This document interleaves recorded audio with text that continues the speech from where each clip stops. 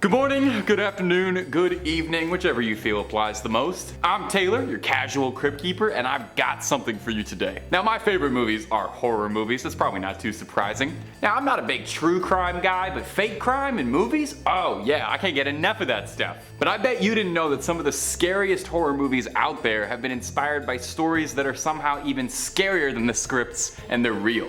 You grab a bucket of popcorn now and let's take a listen for the top 5 real scary stories that inspired famous horror movies. Is there one I missed on this list that you were just waiting for the entire video? Well, please shout it out down below in the comments. If this does well, we might do another one and I might end up talking about it. Now let's get right into it. Coming in at number 5 today is going to be Fire in the Sky, a 1993 horror biopic. There's not many horror biopics out there. Based around the wild alien abduction of Travis Walton in the late 70s. If you're a top 5 scary super fan, and I hope you are, you might recognize that I've talked about Travis Walton a few times on the channel, mostly because it's one of the most infamous and well-documented stories about alien abduction, and very directly inspired a movie. In 1975, Travis Walton was working as a logger on an otherwise unmemorable day with 6 other loggers driving around in the forest when they all saw something incredibly bright shining at them through the treetops. One of the men claimed that it looked like a flattened disc, a flying saucer of sorts. And Walton stepped out of the bed of the truck to investigate and was struck by some invisible force that knocked him backwards, which caused the rest of the crew to drive off in a flurry. Some friends just leave you there. When the crew returned, Walton had vanished and awoke, and he thought that he'd been taken to a hospital because he remembered finding himself in a blindingly bright room and could hear people moving around him, but it wasn't until he got a good look at his doctors that he realized something wasn't right. Because his doctors were 3 feet tall with brown quarter-sized pupils, marshmallow-like skin. Walton freaked out, obviously, as I think most of us would do, and was restrained by his captors. He tried to fight them off, but was greeted by a tall creature that he said resembled a humanoid, but was masked by an intimidating Darth Vader-like helmet. Maybe it's just a big fan. The masked creature took Walton and escorted him into an operating room, put a translucent mask over his face, and Walton drifted out of consciousness, unsure if anything was real. He claims the next thing he remembers is walking alongside a highway as if nothing ever happened. He found his way to a phone, called his brother-in-law, who panicked asking what had happened, because it turned out that Walton had been gone for 5 days. Search parties had formed, sent dogs, helicopters, the whole 9 yards, but nobody could find where he was. As if he just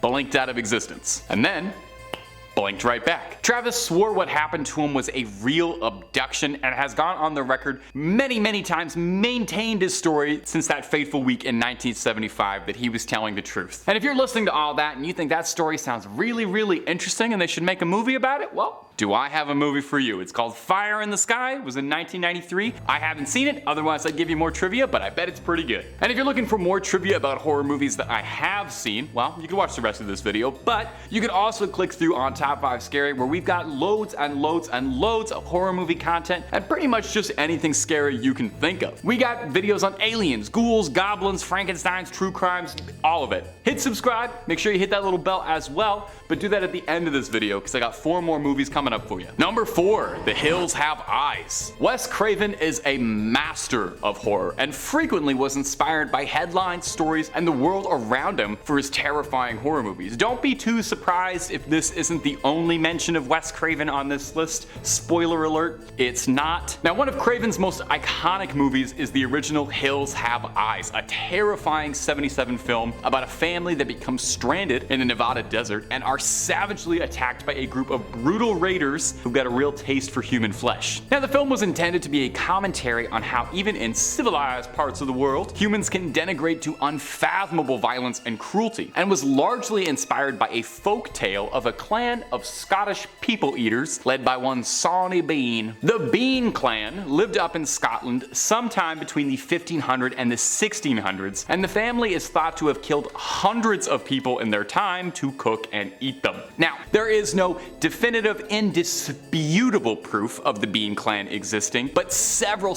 recounts and folklore have persisted about them, causing a good deal of historical speculation. Story goes that Sawney Bean was born to ditch diggers and left home home with a vicious woman named Black Agnes Douglas, who shared his violent tendencies. They fell smitten with each other and in a true romance produced 6 daughters, 8 sons, 14 granddaughters, and 18 grandsons, with their clan descending rather rapidly into inbreeding. Hey, the family that eats people stays together. Sunday dinners are important. The Bean Clan would lay careful ambushes at night to rob and kill individuals, where they would then bring the bodies back to their cave to and pickle so they could save their leftovers for later. I don't know why, but that makes it worse for me. It's one thing to do that to a person, but to pickle their remains is just too far. After militias were rounded up to crack down on the cookout, eventually this gathered the attention of a king, thought to be James VI, who rounded up soldiers to clear out the Bean Clan's cave. Now, tales differ slightly here, but it's thought that when they were found, the Bean Clan was summarily executed without trial,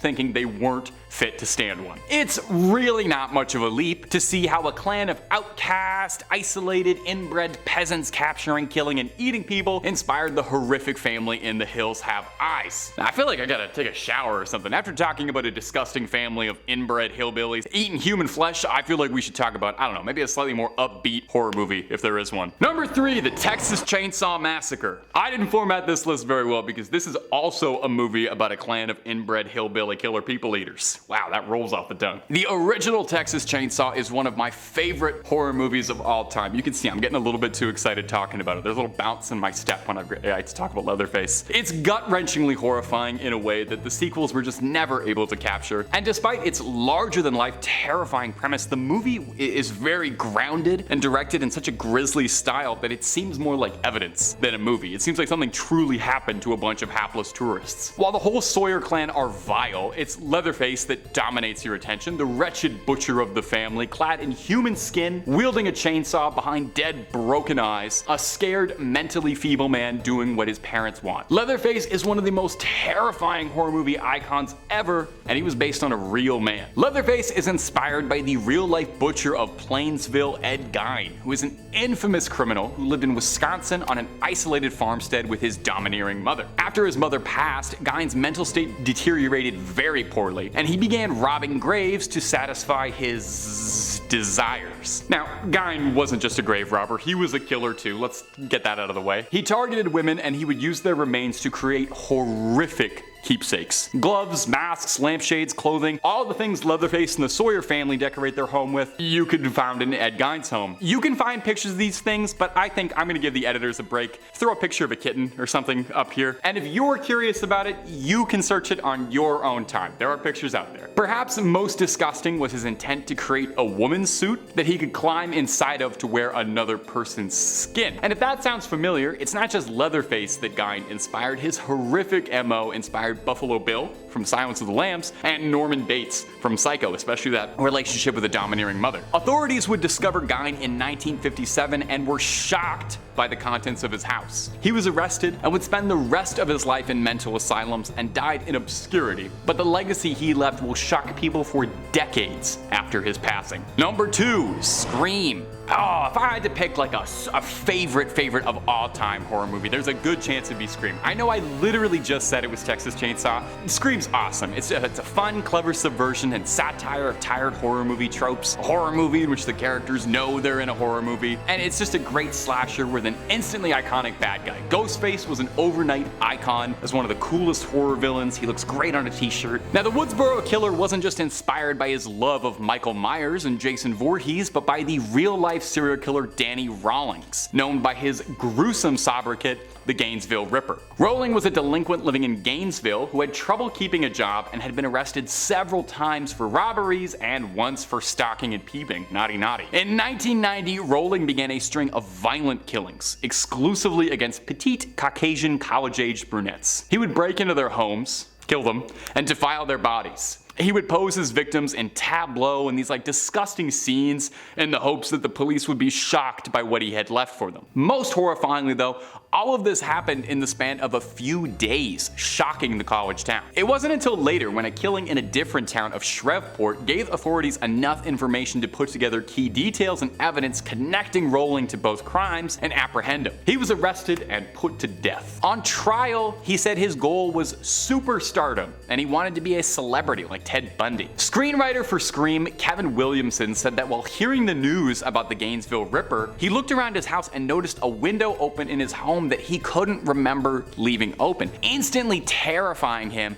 and causing his imagination to run wild, thinking about a killer prowling around town on young college women seeking attention, treating it like a game. Now, while Ghostface might be kind of a fun horror movie icon, the real criminal behind him is downright horrifying. Coming in at the #1 spot today is going to be Borderland, which is a kind of unknown horror movie from 2007. You might not have heard of it. I'll throw the IMDb synopsis right here real quick. On a trip to a Mexican border town, 3 college friends stumble upon a human sacrifice cult. That's a classic premise for a horror movie, right? Sounds really scary. Tourists on vacation? Well, you already knew it because of the context of this video. It was pulled from the headlines, based on a horrific string of killings and ritualistic human sacrifice perpetrated by a satanic cult. The film is inspired and based around Adolfo Jesus Constanza, a Cuban-American criminal who was involved in the trade and led a cult in the 1980s. He was born in 1962 and operated primarily in Mexico and claimed he was a practicer of black magic. Constanzo's cult, the Narco-Satanists, engaged in all manner of horrific criminal activity, obviously including smuggling and human sacrifice. They believed that these rituals would grant them success and luck in their enterprises. Mark Kilroy was an American college student who on spring break was tragically abducted by this cult and subjected to unimaginable suffering for his brutal death. Kilroy was in the wrong place at the wrong time, with a group of friends traveling to Matamoros, a border town across from Brownsville, Texas. Now, Mark was young and athletic, which made him appealing to the cult that was seeking out these traits for their sacrifices. He was captured, taken to a remote ranch, killed ritualistically, and discovered in a mass grave alongside other victims. The case was shocking, and it's this horrific glimpse into the darkest recesses of reality that inspired the film Borderland, reminding us sometimes that we really can't write anything scarier than what humans get up to on their own. That's about all she wrote for this one, my ghouls and goblins. Thanks so much for watching. Creep on, creeping on, and I'll see you in the next one.